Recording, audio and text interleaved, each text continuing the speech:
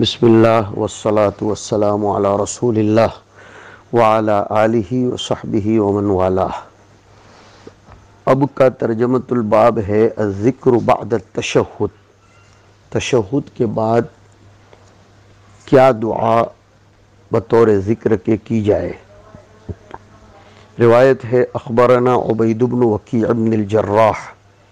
عبید بن وکیع بن الجراح الکوفی، ان کے بارے میں علماء رجال نے لکھا ہے شویخ لا بأس بہ، اور پھر روایت آگے چلتے ہوئے عن اکرمۃ بن عمار، اکرمہ تلفظ یہ ہوگا، اور اکرمہ کے بارے میں مسترب الحدیث کے الفاظ علماء جرح و تعدیل نے لکھے ہیں۔ پھر روایت آگے بڑھتے بڑھتے جاتی ہے سیدنا انس بن مالک رضی اللہ تعالی عنہ تک کہ جاءت ام سلیم الى النبی صلی اللہ علیہ وسلم فقالت یا رسول اللہ علمنی کلمات ادعو بہن فی صلاتي، قال سبح اللہ 10 واحمدیہ 10 وکبریہ 10 ثم سلیہ حاجتک یقل نعم نعم۔ ام سلیم بنت ملحان ابن خالد الانصاریہ، جو حضرت انس رضی اللہ تعالی عنہ کی والدہ محترمہ ہیں، ان کے قول میں بعض لوگوں نے لکھا ہے کہ سہلہ ہے، اور بعضوں نے اور بھی بات لکھی ہے۔ حضرت عثمان کی خلافت میں ان کا انتقال ہوا، صحابیات فاضلات میں ان کا شمار ہوتا ہے۔ وہ جناب نبی کریم صلی اللہ علیہ وسلم کی خدمت عالیہ میں حاضر ہوئیں اور عرض گزار ہوئیں کہ اللہ کے رسول مجھے چند کلمات ایسے سکھا دیجئے جن کو میں نماز میں بطور دعا کے استعمال کرتی رہوں۔ اس سے پتہ چلتا ہے کہ یہ جو ذکر ہے تسبیح، حمد، تکبیر، یہ سب نماز میں تحلل بالسلام کے قبل کرنے کی اجازت اور اس کی درخواست کر رہی ہے۔ حضور اکرم صلی اللہ علیہ وسلم نے جواباً ارشاد فرمایا کہ 10 مرتبہ سبحان اللہ، 10 مرتبہ الحمدللہ اور 10 مرتبہ اللہ اکبر کہو، پھر اپنی ضرورت اللہ کے سامنے پیش کرو۔ علامہ سندھی نے لکھا ہے کہ اس سے استنباط امام نسائی یہ کرنا چاہتے ہیں کہ الذکر بعد التشہد، اس لیے کہ سوال حاجات وہیں ہوتا ہے، یہ بات معہود ہے، ورنہ لفظ حدیث اس پر دلالت نہیں کرتا، اور سجدے میں دعا کرنا وغیرہ بھی وارد ہوا ہے۔ مصنف رحمۃ اللہ علیہ کا اس سے استنباط کرنا صحیح بھی لگتا ہے، اس لیے کہ ما بعد التشہد محل دعا ہے۔ ابن مسعود رضی اللہ تعالیٰ عنہ کی روایت اس سے پہلے جو کل سبق میں گزری کہ ثم لیتخیر بعد من الدعاء ما شاء، اس میں یہ آیا ہے کہ ما بعد التشہد محل دعا ہے، اس لیے حضور نے ام سلیم سے فرمایا ثم سلیہ حاجتک۔ پتہ چلتا ہے کہ ان کا سوال اسی کے باب میں تھا، یعنی تشہد کے بعد مجھے دعا کرنے کی اجازت مل جائے اور کیا ذکر کروں، یہ جواب حضور اکرم صلی اللہ علیہ وسلم نے عنایت فرمایا۔ اس حدیث کو بعضوں نے حسن کہا ہے، اگرچہ اس میں اکرمہ ابن عمار متکلم فی راوی ہے، لیکن یہ درجہ حسن سے نزول نہیں کرے گی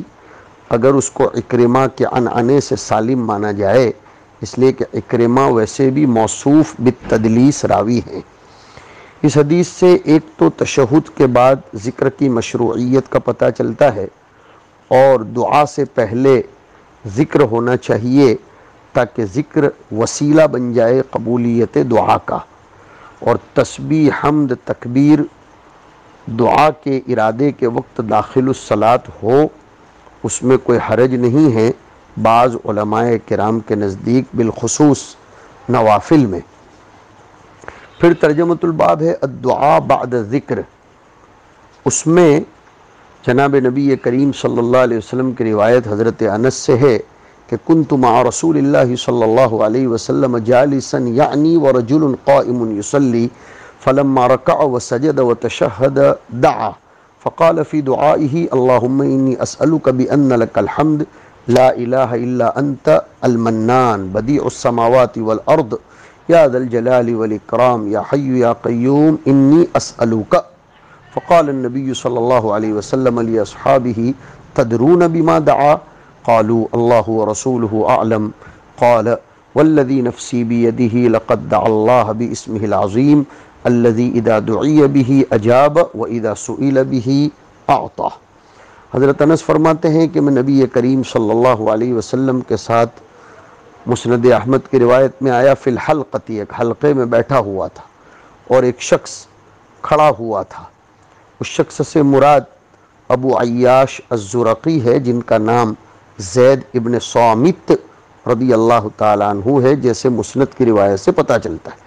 جب اس نے رکوع کیا، سجدہ کیا، تشہد کیا، تو پھر اس نے دعا کرنا شروع کر دی۔ یہ ہے ترجمۃ الباب کہ فلما رکع وسجد وتشہد دعا، اس نے تشہد کے بعد دعا کی۔ اس سے پتہ چلتا ہے کہ ذکر کے بعد دعا مشروع ہے۔ ظاہر ہے کہ تسلیم صلاۃ سے قبل ہی دعا کی ہوگی۔ اس دعا میں فرمایا اللہم انی اسألک بأن لک الحمد لا الہ الا انت المنان۔ من تعداد نعم پر اطلاق ہوتا ہے۔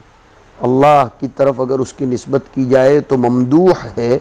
اور مخلوق کی طرف منان کی نسبت کی جائے تو وہ مذموم ہے۔ لا تبطلوا صدقاتکم بالمن والاذی، جیسے تکبر کی صفت کی نسبت اللہ کی طرف کی جائے تو وہ ممدوح، اور بندے کی طرف نسبت کی جائے تو مذموم ہے۔ بدیع السماوات والارض یا ذا الجلال والاکرام یا حی یا قیوم۔ اس میں حضور پاک صلی اللہ علیہ وسلم نے اسم اعظم کی طرف اشارہ فرمایا۔ علامہ شوکانی نے لکھا ہے کہ اسم اعظم کی تعیین میں تقریباً 40 اقوال ہیں۔ سیوطی نے مستقل اس پر تصنیف کی۔ ابن حجر نے باعتبار سند کے راجح قول اس حدیث کو قرار دیا ہے اسم اعظم کے باب میں، جس میں ہے اللہ لا الہ الا هو الاحد الصمد الذی لم یلد ولم یولد ولم یکن له کفوا احد، آگے کی روایت میں آ رہا ہے۔ اور ابن الجزری نے لکھا کہ میرے نزدیک اسم اعظم لا الہ الا هو الحی القیوم ہے۔ ابن حجر آگے کی روایت سے استدلال کرتے ہیں، جس روایت کو ابن بریدہ حنظلہ ابن علی کے حوالے سے اور وہ محجن ابن ادرع کے حوالے سے نقل کرتے ہیں کہ ان رسول اللہ صلی اللہ علیہ وسلم دخل المسجد اذا رجل قد قضى صلاته وهو يتشهد فقال اللهم اني اسألك يا الله بانك الواحد الاحد الصمد الذي لم يلد ولم يولد ولم يكن له كفوا احد ان تغفر لي ذنوبي انك انت الغفور الرحيم۔ اس کے جواب میں حضور نے فرمایا قد غفر له ثلاثاً۔ اس میں ایک راوی آئے ہیں محجن ابن الادرع، وہ بصرہ کے ساکن تھے، قدیم الاسلام تھے۔ انہی کے بارے میں حضور نے فرمایا تھا وَأَنَا مَعَ ابن الادرع۔ حضرت معاویہ کی خلافت کے اواخر میں ان کا انتقال ہوا۔ اس میں اعظم کی طرف اشارہ ہے جو سورہ اخلاص کی آیات ذکر کی گئی ہیں بِأَنَّكَ الْوَاحِدُ الْأَحَدُ الصَّمَدُ الَّذِي لَمْ يَلِدْ وَلَمْ يُولَدْ وَلَمْ يَكُنْ لَهُ كُفُوًا أَحَدٌ۔ واحد اور احد کے درمیان کچھ لوگوں نے فرق لکھا ہے کہ احد کا استعمال نفی میں ہوتا ہے اور وہ نص ہے عموم کے باب میں، بخلاف واحد کے کہ وہ عموم اور غیر عموم دونوں کا احتمال اپنے اندر رکھتا ہے۔ صمد ای السید الذی لیس فوقہ احد والذی یصمد الیہ الناس فی حوائجہم ای یقصد الیہ فی حوائجہم و امورہم۔ اب کیا کیا دعا کرنی چاہیے، اعجبہ الیہ آیا تھا تو مختلف دعاؤں کی طرف بھی حضور اکرم صلی اللہ علیہ وسلم کی روایات کی روشنی میں رہبری کر رہے ہیں۔ بڑی مسرت کی بات ہے کہ نوع آخر من الدعاء والی روایت میں سیدنا ابو بکر صدیق رضی اللہ تعالیٰ عنہ کی روایت آ رہی ہے۔ ہماری کتاب کے آغاز کے بعد اس دورانیے میں پہلی مرتبہ خلیفہ راشد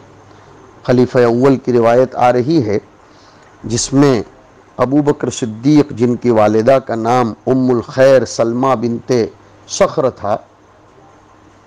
پیر کے روز جمادی الاولیٰ سن 13 میں ان کا انتقال ہوا۔ 63 سال کی عمر پا کر حضرت عمر نے ان کی نماز جنازہ پڑھائی، اور حضرت ابو بکر کی 142 مرویات کتب احادیث میں پائی جاتی ہیں، جن میں سے شیخین نے 6 روایتیں لی ہیں متفق علیہ طور پر۔ بخاری نے انفراداً 11 روایتیں لی اور مسلم نے انفراداً 1 روایت لی،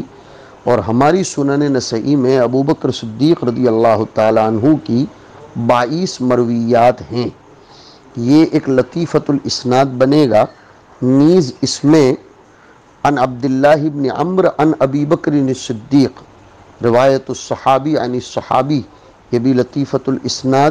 بن جاتا ہے۔ اور آگے فرماتے ہیں کہ عن عبداللہ بن عمرو عن ابی بکر الصدیق رضی اللہ عنہ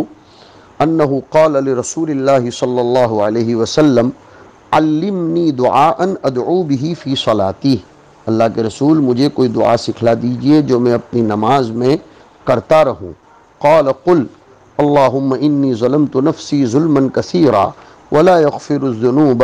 الا انت فاغفر لی مغفرۃ من عندک وارحمنی انک انت الغفور الرحیم۔ ہمارے یہاں یہی دعا معثور اور منقول طور پر پڑھی جاتی ہے۔ اس سے سمجھ میں آتا ہے کہ صحابہ کرام تعلیم کو طلب کرتے تھے، خاص طور پر دعاؤں کے باب میں بھی جوامع الکلم دعاؤں کو حضور سے دریافت کیا کرتے تھے۔ اور دعا فی الصلاۃ کی مشروعیت بھی اس روایت سے ثابت ہو رہی ہے، اور اس دعا کی فضیلت دوسری دعاؤں پر ظاہر ہے، اس لیے کہ سیدنا ابو بکر صدیق رضی اللہ تعالیٰ عنہ کے سوال کے جواب میں حضور پاک علیہ الصلاۃ والسلام نے ظاہر بات ہے کہ افضل دعا ہی بتلائی ہوگی۔ دوسری ایک دعا بھی آگے کی روایت، آگے کے باب نوع آخر من الدعاء میں آ رہی ہے، جس میں معاذ بن جبل فرماتے ہیں اخذ بیدی رسول اللہ صلی اللہ علیہ وسلم فقال انی لأحبک یا معاذ فقلت وانا احبک یا رسول اللہ، فقال رسول اللہ صلی اللہ علیہ وسلم فلا تدع ان تقول فی کل صلاة رب اعنی علی ذکرک وشکرک وحسن عبادتک۔ معاذ بن جبل نے کمال اہتمام کی طرف اشارہ کیا کہ اللہ کے رسول صلی اللہ علیہ وسلم نے میرا ہاتھ پکڑا تمام محبت بتلانے کے لیے، اور حضور نے اس حدیث پر عمل کرتے ہوئے کہ جو جس سے محبت کرتا ہو اس کے سامنے اظہار کر دے، یہاں بھی اظہار فرمایا کہ انی لأحبک یا معاذ، بلکہ بعض روایتوں میں تو یا معاذ واللہ انی لأحبک آیا، حضرت معاذ کی فضیلت کا پتہ چلتا ہے، اور اس طریقے سے ترغیب دلانا مقصود ہوتا ہے، شروع میں مقدمہ قائم کیا جائے، اور اس سے ہم علماء کو، معلمین کو، مربین کو پتہ چلتا ہے کہ کسی کو کسی بات کی تلقین کرنی ہو تو اس پر نقوش محبت کو ثبت کیا جانا چاہیے، تاکہ وہ آپ کی بات کو تاکید سے، محبت سے لے، اس کو قبول کرے۔ حضرت معاذ نے بھی جواباً عرض کیا کہ وَأَنَا أُحِبُّكَ يَا رسول اللہ۔ اب حضور کو جو اصل بات کہنی تھی فرمائی کہ ہر نماز کے بعد یہ کہنا مت چھوڑنا کہ فَلَا تَدَعْ أَن تَقُولَ فِي دُبُرِ كُلِّ صَلَاةٍ، کہ تم ہر نماز میں یہ کہنا مت چھوڑنا کہ رب اعنی علی ذکرک و شکرک و حسن عبادتی، کہیں فی دبر کل صلاۃ آیا اور کہیں فی کل صلاۃ آیا ہے، تو فی کل صلاۃ ای فی آخر الصلاۃ قبل الخروج من الصلاۃ، یہ اس روایت سے ظاہر ہو رہا ہے، اور مصنف اسی کی طرف مائل ہو رہے ہیں، اس لیے کہ وہ اس کو ان دعاؤں میں لا رہے ہیں جو نماز میں قبل تسلیم مانگی جاتی ہے، لیکن ایک قول یہ ہے کہ بعد الخروج من الصلاۃ یہ دعا مانگی جائے، اس لیے کہ کتاب و عمل الیوم واللیلہ خود جو نسائی کی ہے اس میں فی دبر کل صلاۃ ہے، مسند احمد میں بھی فی دبر کل صلاۃ ہے، اور ابو داؤد میں بھی فی دبر کل صلاۃ ہے۔ ویسے محدثین نے لکھا ہے کہ دونوں روایتوں میں کوئی تخالف نہیں ہے، اس لیے کہ دبر کا اطلاق متصل بالشیء پر بھی ہوتا ہے، کسی چیز کے ساتھ جس کو اتصال ہو، جیسے دبر الحیوان، تو مطلب یہ ہوگا فی آخر الصلاۃ قبل الخروج منہا، یا بعد التسلیم متصلا للصلاۃ فی حالت الجلوس، اسی وقت اسی مجلس میں۔ تو سلام سے پہلے یا سلام کے بعد جو بھی مراد لیا جائے کوئی حرج کی بات نہیں ہے، دونوں باتیں اس سے ثابت ہوتی ہیں۔ علامہ طیبی رحمۃ اللہ علیہ کہتے ہیں کہ یہ معنی قریب ہے ربیعہ ابن کعب الاسلمی کی اس روایت سے جو باب فضل السجود میں گزری، کہ جب انہوں نے حضور صلی اللہ علیہ وسلم سے مرافقت فی الجنت کا سوال فرمایا تھا تو حضور نے فرمایا تھا اعنی علی یا اعنی علی نفسک بکثرت السجود۔ حضور نے اپنی محبت کو معلق فرمایا ملازمت ذکر اور مرافقت بکثرت السجود پر۔ مطلب یہ ہے کہ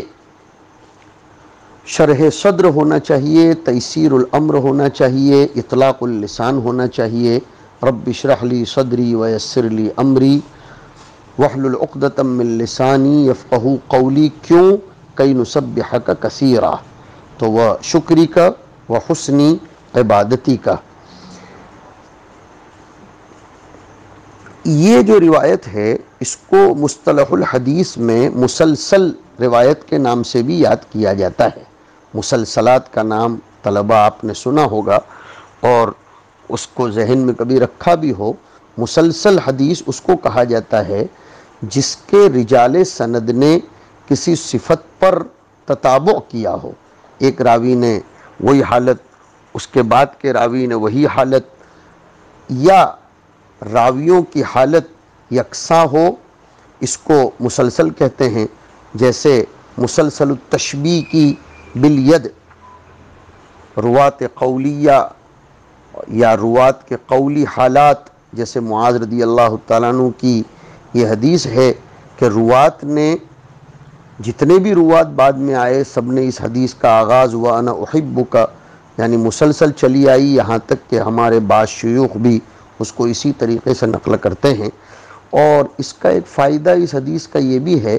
کہ نماز میں دعا کی مشروعیت پر یہ استدلال کرنا چاہتے ہیں، حضرت معاذ کی فضیلت کا پتہ چلتا ہے، اور